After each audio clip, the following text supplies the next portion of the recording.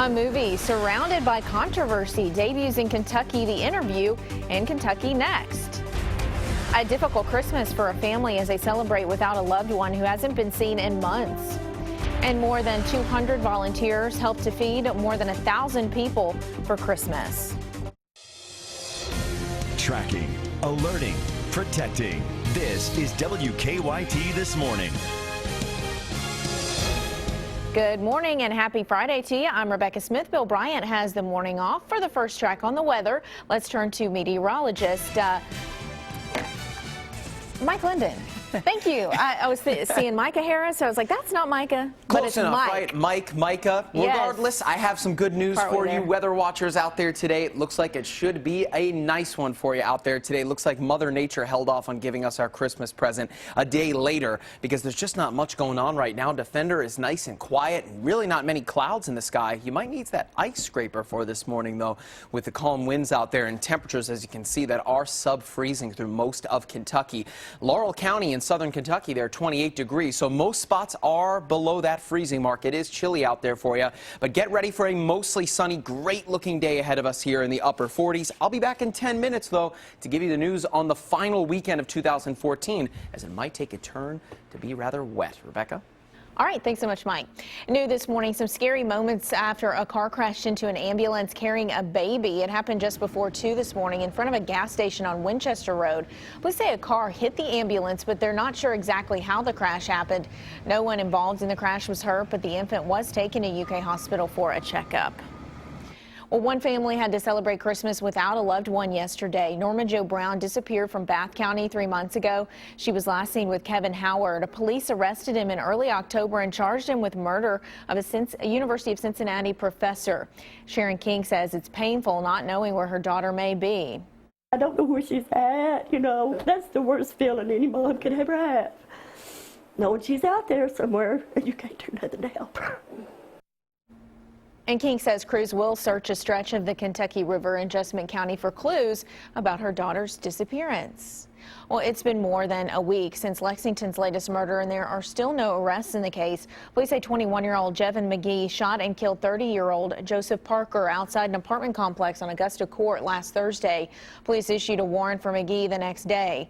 He sometimes goes by the alias Tink. Parker's homicide is the 18th of the year.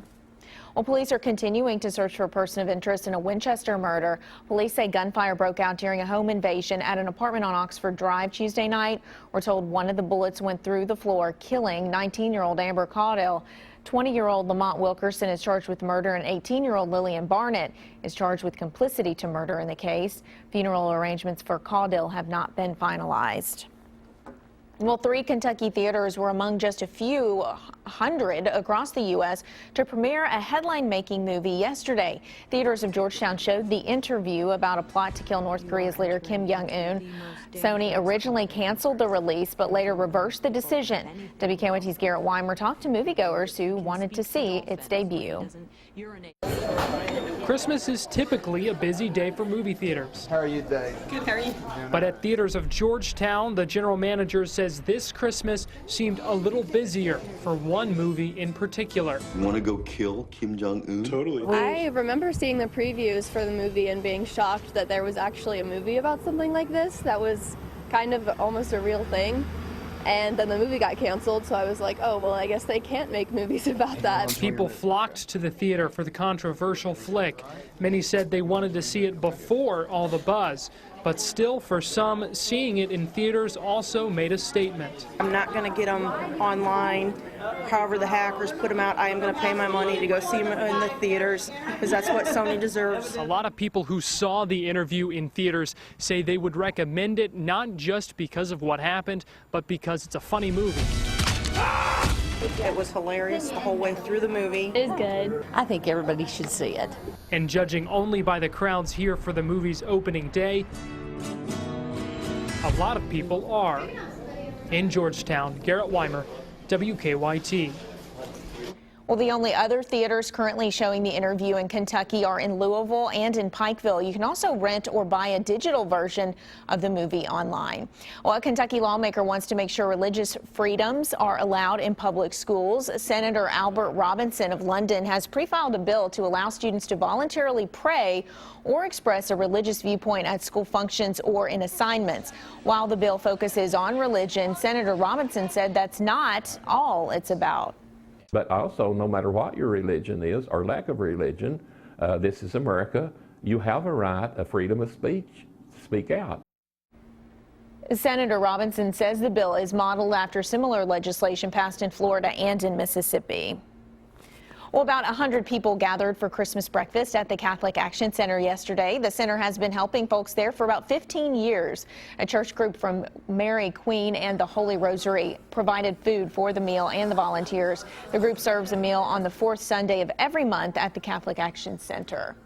Well, for many, Christmas means taking time to help other people. Yesterday, the Lexington Rescue Mission was one of several groups that fed the less fortunate. As WKYT's Jordan Valines shows us, hundreds showed up at Broadway Christian Church to enjoy a meal and receive a holiday gift. While many were still busy unwrapping gifts, volunteers with Lexington Rescue Mission. Well, this is one of my favorite traditions. We've been doing this for a long time. Spent the day preparing a different kind of present. Warm, home-cooked meal for everybody that comes, ham and potatoes and salad. For folks. Hi. Well, how you doing? Merry Christmas. Merry Christmas. They've never even met. Families are trying to stretch their money a little bit further, and so a free meal can help them to do that. And so whatever the reasons are, though, we want to be here to help meet the need. And help they did. Chocolate. Here, just help yourself and please come back for seconds. Giving the gift of a holiday meal and a gift bag filled with goodies to more than 300 of the city's homeless and needy. They need help and they need food and they need people that care about them. And on this cold December night, This is so good. the hot meal coupled with the warmth of being surrounded by folks who care about their community. Being able to come and just interact with folks that are struggling during the holidays, it kind of reminds you what it's all about. Made this Christmas all the cozier for volunteers and guests alike. Hopefully lift their spirits and offer them prayer and offer them hope. In Lexington, Jordan Valines, WKYT. Well, this is the 12th year that the Lexington Rescue Mission has held their annual community Christmas dinner. Kentucky's own Jennifer Lawrence gave back to some lucky residents over Christmas break. The Oscar-winning actress visited some young fans at Kosare Children's Hospital in Louisville. This is Lawrence's second holiday visit to the hospital in her hometown. She visited the same one last year. Lawrence says she was once an assistant nurse at her parents' summer camp. Well, more than 200 volunteers helped the Salvation Army feed about 1,000 people yesterday. The organization served more than 800 plates of food at its annual dinner and delivered another 100 meals to people who couldn't leave their homes. The volunteers came from all over Kentucky to serve food and help in any way they can. The Salvation Army says the meal is a way to give back to the community. It's just very special because it means others are important. This day isn't just about me. It's about serving others, and that's a beautiful thing. The Salvation Army says volunteers started signing up to work at the dinner in summer. So a lot of people interested in giving back.